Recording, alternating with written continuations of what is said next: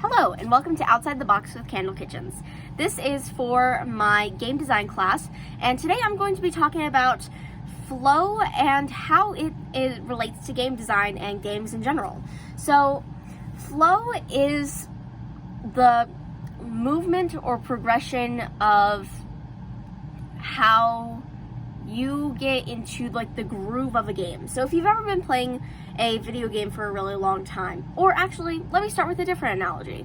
If you've ever been studying and doing homework and suddenly you got your music on and you start getting really going into doing your work, and suddenly you're all done with your homework and you only took like 30 minutes to get it all done, that was a good flow state. Now, when we take that into the concept of video gaming, flow states are just when you really become into the zone with what you're doing. You feel comfortable, you're happy, no matter what type of game you're playing, you're there and physically present for it. You're able to focus on it, and then all of a sudden it's 3 a.m. and you're like, I was playing that game for that long, it felt like 5 minutes. So flow is highly important for gamers, game designers, and the like. It all just highly depends on whether or not you are able to create a sense of unity with the player and the game. Another really important aspect of a flow state is that it has to be really natural to glide into it.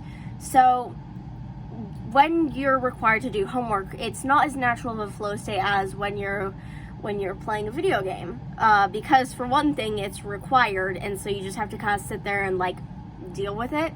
But most people play video games for the sake of having fun and enjoying their time in play.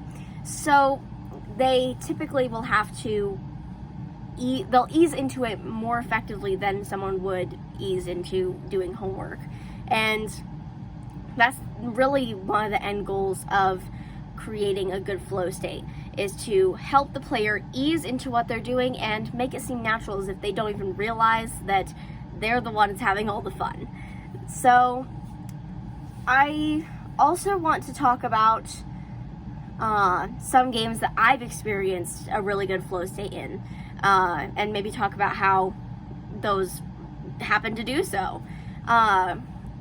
I find a really good flow state, or maybe a really bad flow state, depending on how you view it, with the Sims games.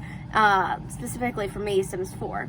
I will hop onto there and I'll get a sudden urge to play The Sims, as I do, and I'll hop on and I'll play, and then all of a sudden 6 hours has passed, I have severe eye strain, and I'm breaking my back because I'm not sitting in the right chair, and I wasted the day away playing The Sims because I just don't realize how much I enjoy sitting there for hours controlling all these little individual characters.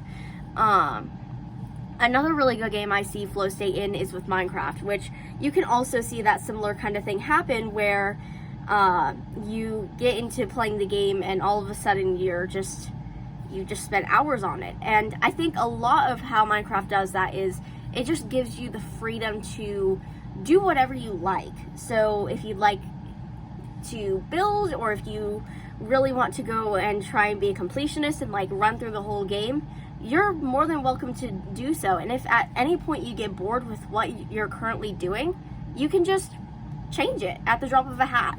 You can go from saying, oh, I'm gonna go mine down the caves, and as soon as you get bored of doing that, you can head up to the surface and start work on your house.